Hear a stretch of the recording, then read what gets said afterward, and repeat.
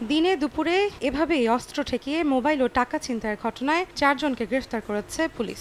শনিবার রাজধানীর ধানমন্ডি এলাকার এই ঘটনার পর থানায় মামলা করেন ভুক্তভোগী।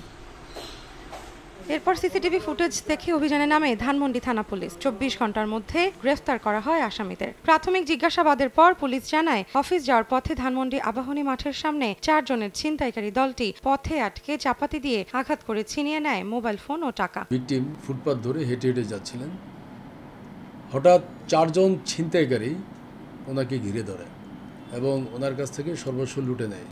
নগদে 500 টাকা বা তার বেশি পেমেন্টে পেতে পারেন ঢাকায় জমিসহ 20 কোটি টাকার পুরস্কার। ছিনতাইয়ে ব্যবহৃত চাপাতি, টাকা ও মোবাইল ফোন উদ্ধার করেছে পুলিশ। এরা মাদকাসক্ত এবং এরা অনেক সময় এইভাবে বড়দের পাল্লায় পড়ে হোক বা নিজেদের আয় রোজগারের জন্য হোক এই পথ তারা বেছে নিয়েছে যে তারা ছিনতাই এবং চুরি করে। 2 জনের বিরুদ্ধে ছিনতাই সহ বেশ কয়েকটি মামলা রয়েছে বলে জানায় পুলিশ। রৌনক নিয়ন্তা, সময় সংবাদ, ঢাকা।